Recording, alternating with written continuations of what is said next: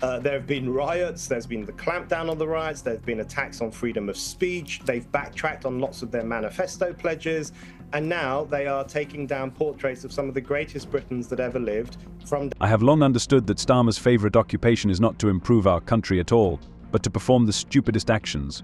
Every day it becomes more absurd, and this time he admitted that he hates our country and its history. Let's figure out what happened.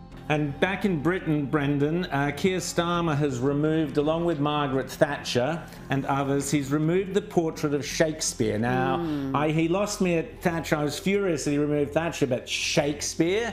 Give me a break, Brendan. What is going on with Keir Starmer? 100 days in office, how have they been?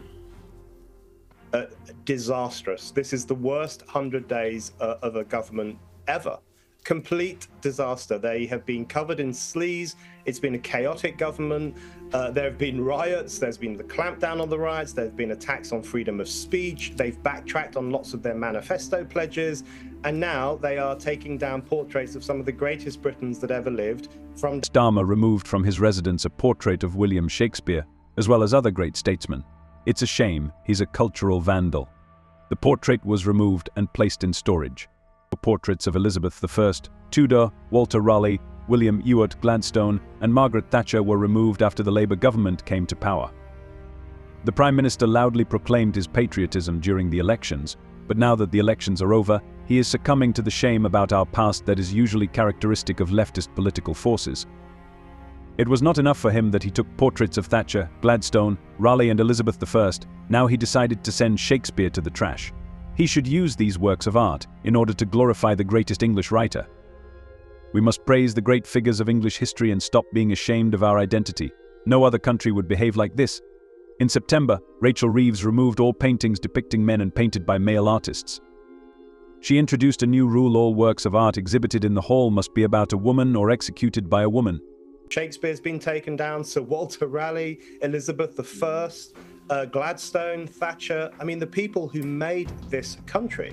And when you have a government that is ashamed of the country that it governs, a government that looks with horror at the history of the nation that they are in charge of, that is really quite terrifying, actually. And it really, I think it points to a massive divide between the elites and ordinary people, where you have the elites having this shamefaced attitudes towards modern Britain and the history of Britain, whereas I think ordinary people take great pride in this country, great pride in people like Shakespeare, the most important writer that ever lived, and they think that pride should be shown in Downing Street as well. The United Kingdom is facing a serious economic and social crisis that will deepen without major policy changes. Nevertheless, the country's elite does not feel the crisis yet. The gap between the reality of the UK, portrayed by the narrative of economic efficiency, and the real life we are experiencing has widened to the limit. Many people sincerely think that the economic situation in the country is better than it is, because their personal circumstances are better.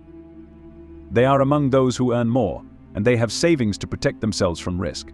The political class does not want to acknowledge the scale of the problem, because that would mean questioning Brexit, which none of the main political parties wants to do. This leads the country's politicians to downplay the scale of the problems and ignore measures such as reunification with the European Union's single market that could alleviate them. The government should speak honestly about the problems facing the country and develop long-term strategies to solve them. Voters do not expect miracles, but they need to feel confident that things are going in the right direction. Otherwise, it opens the way to social unrest, loss of respect for political institutions, and growing uncontrollability. You know, we have a real problem in Europe of the Islamo-left, this unholy alliance between radical Islamists and the modern-day left. And it really came to a head over the Gaza issue and the Hamas issue and following the death of Sinwar. And I think what these two movements share in common, radical Islamists and the modern left, is just a burning, boiling contempt for the West itself, for the values of Western civilization, for the virtues of the Enlightenment. And it is that drive against modernity that brings these two forces together. And I think challenging them is such an important thing to do right now. The Labour Party reacted rather nervously to comments by US vice presidential candidate J.D. Vance that the UK could become the first truly Islamist country to receive nuclear weapons. Angela Rayner and her colleagues threw a tantrum and said that he was absolutely wrong. What do you think of his statement? And I know that the last 14 years have been really, really hard.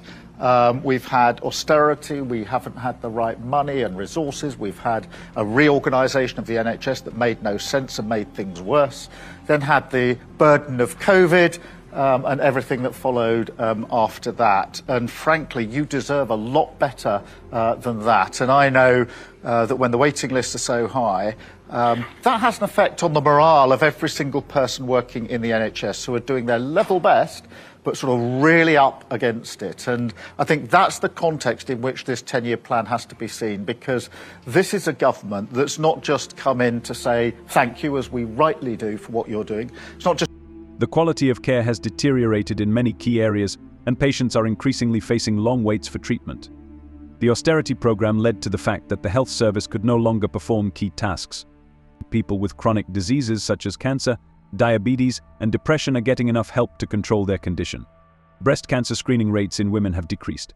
It has become more difficult for patients to contact a designated general practitioner. Only 6% of midwives believe that their maternity ward has enough staff to do the job well. Drama. Yeah. You know, the excuses, and get on and deliver for the British people. That's what people expect of our party, a good opposition and a party that's got some policies and ideas to challenge Labour. And a couple of people have pointed out to me over the course of the weekend some stories that you got yourself involved in. Grooming gangs, for example. You say they should face whole life sentences. Why don't they? Well, at the moment, the law, which dates back to 2003, has a maximum sentence of 14 years.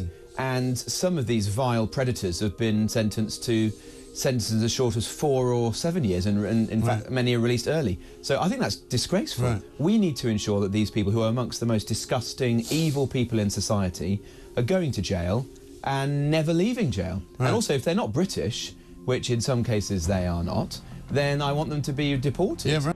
This is absurd. And more absurdly, one of the British residents was sentenced to the shortest term of imprisonment, 50 minutes in prison. The court also sentenced the young man to 80 hours of correctional labor and rehabilitation.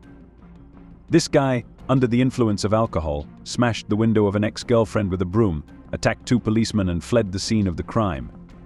Jenkins pleaded guilty and read out 2 letters of apology during the trial.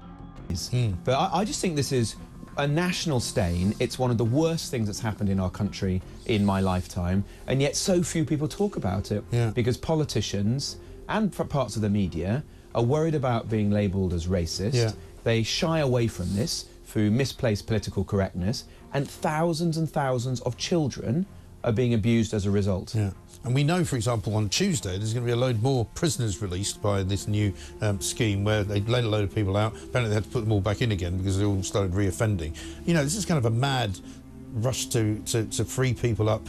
A prisoner who participated in anti-immigration riots during protests outside the hotel has died in prison. He was serving a 2-year and 8-month prison sentence. Lynch, who had diabetes, thyroid problems and angina pectoris, and had recently suffered a heart attack, was jailed for shouting at police outside a hotel in Rotherham, where asylum seekers lived. Lynch was one of more than 50 people who were jailed after the Rotherham riots. Lynch could have applied for early release under a scheme recently introduced by Justice Minister Shabana Mahmood.